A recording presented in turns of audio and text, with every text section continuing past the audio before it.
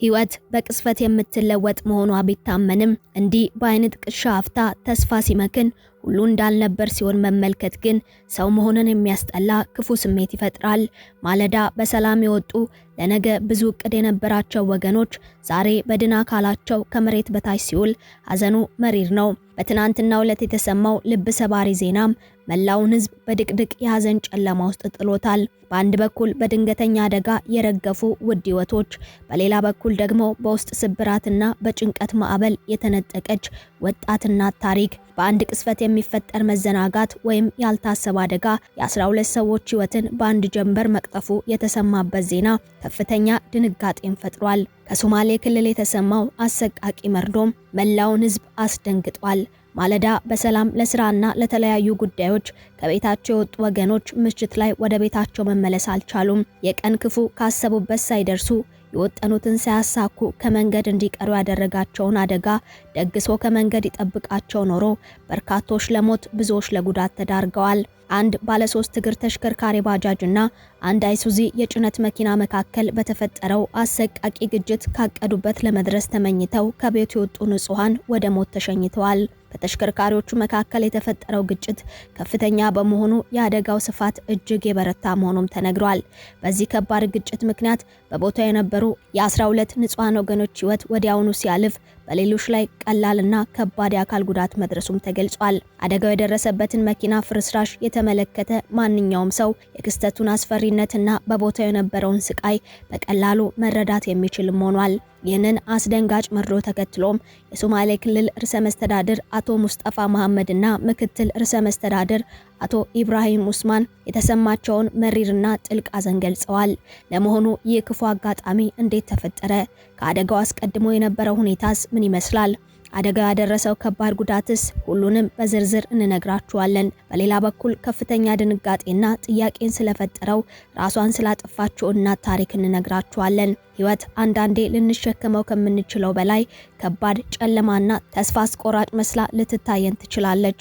በውስጣችን የሚፈጠረው የጭንቀት ማዕበል መውጫ የሌለው ሊመስለን ይችላል። ዛሬ መላ ኢትዮጵያንን በከባድ ሐዘን ውስጥ ወድቀዋል። የምስራችና ተስፋ እንጂ የሞት ዜና የማይጠበቅባት ወጣት እናት በድንገት ህይወቷ ማለፉ መርዶ ሆኖ ተሰምቷል። በጀግንነቷና በጠንካራነቷ የምትታወቀው ወጣት እናት ባጋጠማት ድንገተኛ ልብ ሰባሪ ክስተት ምክንያት ህይወቷ ማለፉ ተነግሯል። በዚህ ዓመት ትዳር መስረታ ገና የጨቅላ ህፃን ልጅ እናት የነበረችው ሴት ድንገት ራሷ ላይ እርምጃ ወስዳ ወደማይመለሱበት ዓለም መሄዷ ለበርካቶች አስደንጋጭ መርዶ ከመሆኑም ባሻገር ምን ገጠማት? እንዴት ጨከነች?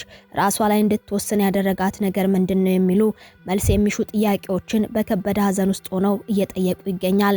ራሷ ላይ ጉዳት ካደረሰች በኋላ ወደ ሆስፒታል ተወስዳ እንደነበር ሲሰማ የሕክምና እርዳታ ቢደረግላትም በሚያሳዝን ሁኔታ ህይወቷን ማዳን አለመቻሉ ታውቋል።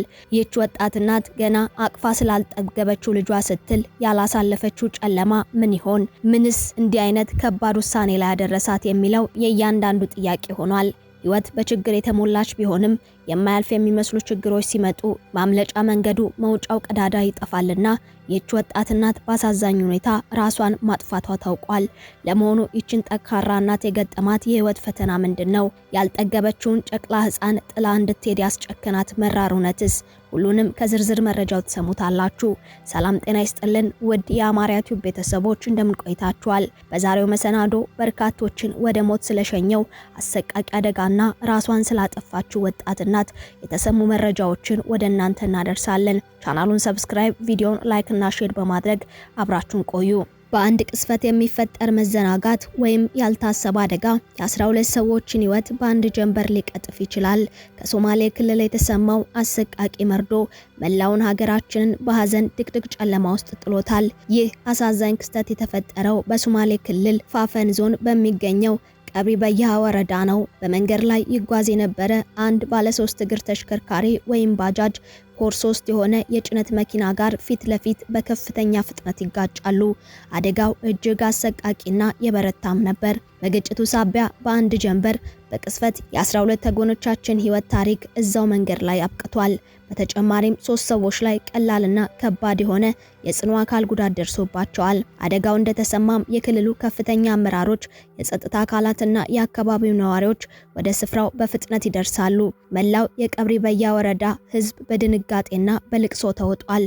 የተሰማው እረፍት የሚነሳ መርዶ በመሆኑም ህዝቡ የተረፉትን ወደ ሕክምና በመውሰድና የሞቱትን ወገኖች በክብር ለመሸኘት ተረባርቧል። ነገር ግን ሀዘኑ በዚያ አላበቃም።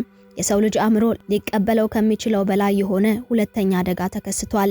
የአደጋው ሰለባ የሆኑትን ወገኖች ለመቅበር መቃብር እየተቆፈረ አስክሬኖችን ለማሳረፍና የመጨረሻውን የክብር ስንብት ለማድረግ በርካታ ህዝብ በመቃብሩ ዙሪያ ውስጥ ተሰብስቦ ነበር። ያኔ ነበር ሌላው አስደንጋጭ ማት የወረደው። አስክሬን እየቀበሩ የነበሩ ሰዎችን ጨምሮ የመቃብሩ ጠርዝና መሬቱ በድንገት በመደርመሱ በውስጡና በዙሪያው የነበሩ በርካታ ሰዎች በናዳ ተውጠው መሬት ውስጥ ተቀብረዋል።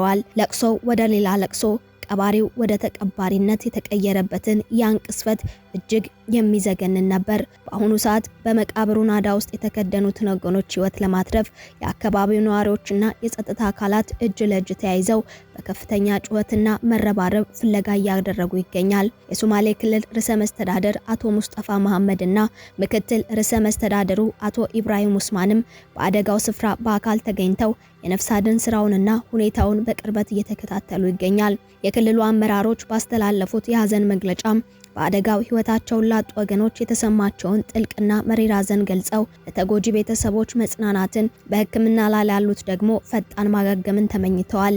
ይህ ተደራራቢ መከራ ሁላችንንም እጅግ ያሳዘነ ሲሆን በትራፊክ አጠቃቀም ላይ ሊወሰድ ስለሚገባቸው ጥንቃቄዎችና ስለ መቃብር ስፍራዎች ደህንነት ትልቅ ደውል የደወለ ክስተት ሆኗል። ፈጣሪ ለሟቾች ነፍስ እረፍት ይስጥ፣ ለቀሪ ቤተሰቦቻቸውና ለመላው የሶማሌ ክልል ህዝብ ጥንካሬውንና መጽናናቱን ይለግስም ብለዋል።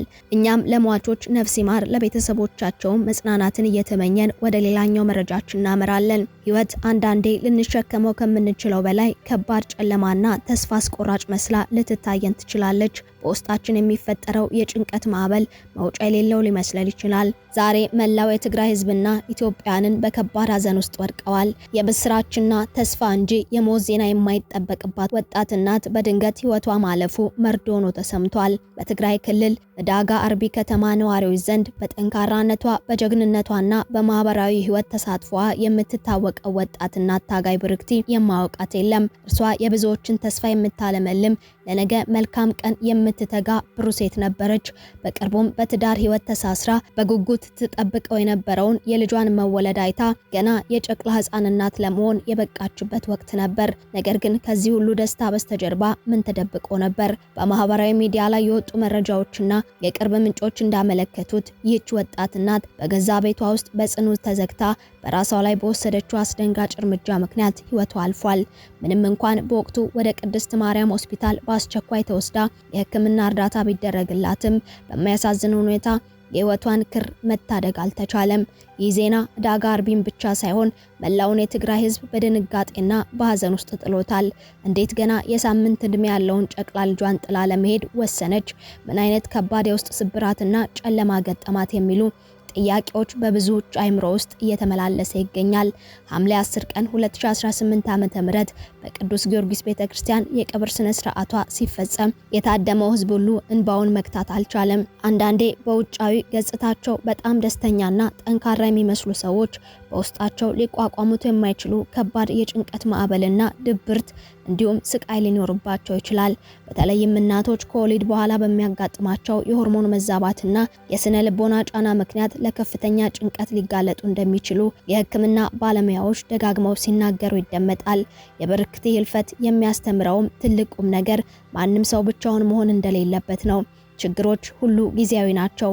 የዛሬው ጨለማ የቱንም ያህል ቢወረታ የነገው ብርሃን መምጣቱ አይቀርም። ስለዚህም ሰዎች በውስጣቸው የሚሰማቸውን ከባድ ስሜት ብቻቸውን ከመሸከም ይልቅ ለቅርብ ጓደኛ፣ ለቤተሰብ ወይም ለሃይማኖት አባቶች አውጥተው ቢናገሩ እረፍት ሊያገኙ እንደሚችሉ የሕክምና ባለሙያዎች ያስረዳሉ። እርዳታ መጠየቅ ደካማነት ሳይሆን የጥንካሬ ምልክት ነው።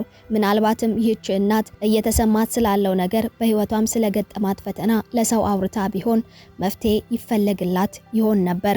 ነገር ግን ያ ሳይሆን ቀርቶ ገና እቅፏን ያልጠገበ ጨቅላ ሕፃን ልጇን ትታ ወደማይቀርበት ዓለም ሄዳለች። ይህም ለብዙዎች አስደንጋጭ ቢሆንም ትምህርት እንደሚሆን ግን ይገመታል። ፈጣሪ ለወጣት ብርክቲ ተስፋዬ ነፍስ እረፍትን ይስጥ። ለብቸኛዋና ጨቅላ ሕፃን ልጇም ለባለቤቷ እንዲሁም ለወዳጅ ዘመዶቿ ሁሉ መጽናናትን እንዲሰጥ በመመኘት የዛሬውን መሰናዶ አበቃን። ዳግም በሌሎች ወቅታዊ መሰናዶች እስክንገናኝ በያላችሁበት ቸር ቆዩልን።